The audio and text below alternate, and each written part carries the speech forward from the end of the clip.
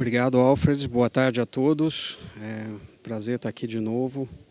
Ontem já tivemos bastante debate aqui no nosso painel e até com antecipação aí por parte do governador do anúncio do lançamento do Corolla híbrido Flex para outubro. Mas mesmo com esse furo que o governador antecipou, eu vou seguir na apresentação, porque não era bem esse o propósito hoje de falar do lançamento do carro, mas sim do trabalho que a gente fez para chegar nessa tecnologia. Deixa eu ver, apontar. Vamos lá. Primeiro, vou colocar para vocês um pouquinho a visão da Toyota, a visão global da Toyota nessa questão da sustentabilidade.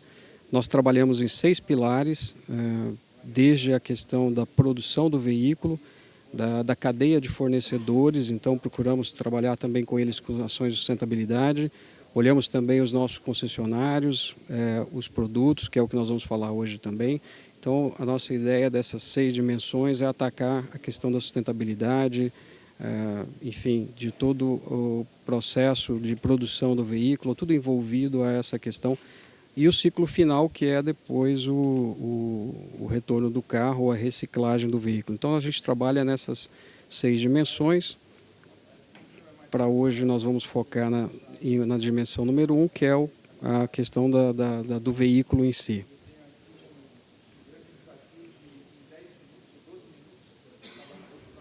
Bom, dentro desse desafio que nós estamos vivendo para colocar aí a tecnologia no carro, obviamente não estão os anos específicos aí nesse chart, mas a visão da Toyota é mais ou menos essa. Vamos dizer assim, o lado bom da força é o lado verde, onde nós temos as tecnologias ligadas, principalmente à questão do motor elétrico, a gente vai falar um pouquinho depois, mas aí dentro estão os carros híbridos plug-ins, os elétricos e puramente elétricos e o célula de combustível. São essas, vamos dizer, 4 tecnologias, sendo que a primeira, o híbrido e o híbrido plug-in é uma variante, mas são essas 4 tecnologias hoje que nós estamos trabalhando, além do lado esquerdo, que estão os veículos convencionais, que são os veículos a combustão. Mais ou menos por volta de 2030 ali é onde a gente vai ter um meio a meio aí entre carros convencionais e essas outras tecnologias que eu falei para você que estão do lado direito. Mais ou menos é por aí a nossa visão. Sendo que em 2025 a Toyota já colocou que para todos os nossos modelos de veículos nós teremos uma versão híbrida ou elétrica. Então toda a nossa linha terá alguns o carro a combustão, alguns serão somente híbridos ou somente elétricos, mas para todos os nossos veículos, toda a nossa linha, haverá a opção do híbrido ou elétrico e alguns até célula de combustível. Não é o caso ainda no Brasil, mas em alguns países a gente já está comercializando. E nesse desafio nós queremos chegar até 2050, esperamos antecipar isso com uma redução de 90% das emissões oriundas dos veículos. Vocês podem olhar no finalzinho, lá 2050, ainda haverá, na nossa visão, alguma coisa de carros a combustão convencional, tá? Mas, enfim, isso hoje é um exercício muito, muito distante, é uma previsão, é um trabalho que nós estamos fazendo, que vai ser atualizado, obviamente, ao longo dos anos.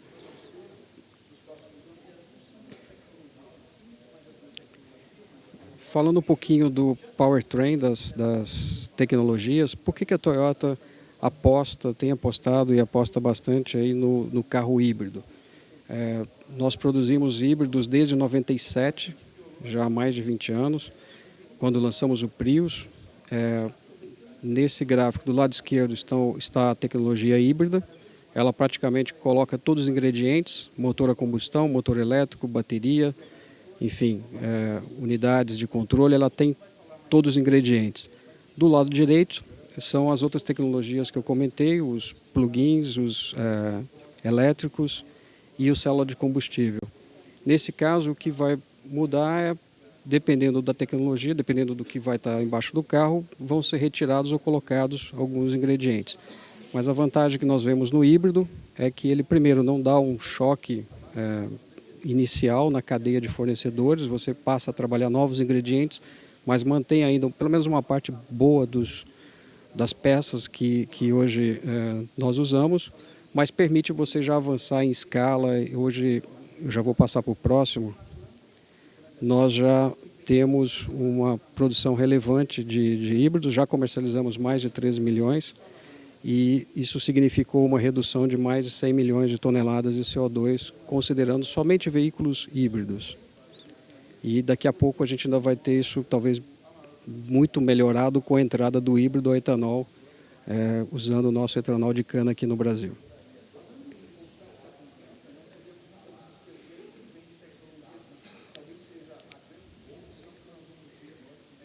Bom, aqui também falando um pouquinho, aí já entrando no caso do etanol, aqui são do lado esquerdo, na primeira coluna estão as fontes aí de onde podem vir o combustível, né, a energia.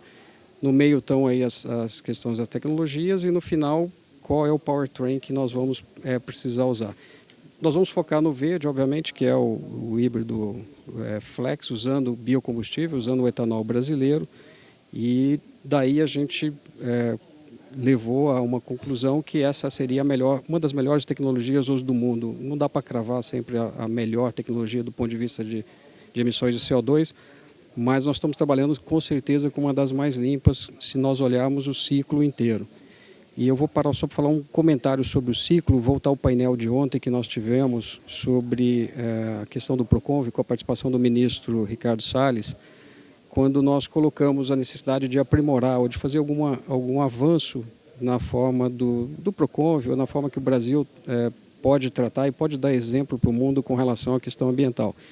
Se a gente focar exclusivamente no veículo, no automóvel, nas emissões do automóvel, o modelo já está dado, o modelo vai ser elétrico. Não tem outra solução. Se você quiser zero emissões no carro, o modelo é elétrico. Mas se a gente considerar do poço à roda, que é um conceito onde você pega a geração de onde está vindo a energia, de onde vai vir o combustível, e nós agregarmos isso e precisamos fazer isso, você pode sim trabalhar com outras tecnologias. Esse é um conceito importante. Eu acho que é aí que o Brasil, ontem falamos do protagonismo, que o Brasil poderia colocar esse conceito. Eu acho que considerar o poço à roda é um conceito importante, a gente não pode abandonar isso. De novo, se a gente esquecer esse conceito, a tecnologia já está dada. É motor elétrico com bateria. Aí depende só a variação do que vai ser. Nem vale a pena investir em hidrogênio, se a gente não focar nisso, né? Decidindo assim. Por isso que é importante esse caminho, porque a gente está caminhando em soluções de melhorar a eficiência do etanol. Vai ser falado aqui depois pelo meu colega o João, mas a gente está trabalhando em híbridos flex, então nós estamos falando com o que o Brasil tem de melhor, que é o etanol. Se esse caminho não for privilegiado, não for pelo menos considerado, a gente considerar apenas o modelo internacional, nós vamos para o elétrico e acabou. Esquecem, os investimentos nossos são limitados, as empresas vão decidir esse caminho e vão segui-lo. Por isso que é importante essa discussão, tá, Alfred? Acho que em algum momento é importante a Única participar também desse processo, mas acho que ontem o ministro Ricardo Salles ponderou isso bastante. Bom, aqui considerando alguns dados que nós pegamos, inclusive também da Única, mas que batem com o que nós estamos vendo, o resultado final aqui, considerando a absorção, pelo menos no ciclo do etanol, 89% aí de absorção, se a gente pegar um veículo a combustão de uma emissão de 147 gramas por quilômetro, nós fazemos a conta, vamos traduzindo, isso aqui não é o nosso modelo, isso aqui é um cálculo baseado num veículo convencional que emite 147 gramas, um modelo sedã médio, para ter a referência. E nós aplicamos isso, fazendo os cálculos do nosso, nós chegamos em torno de 28, 29 gramas por quilômetro. É mais ou menos esse o resultado. Torna ele um dos veículos mais limpos do mundo, de novo, considerando do poço à roda.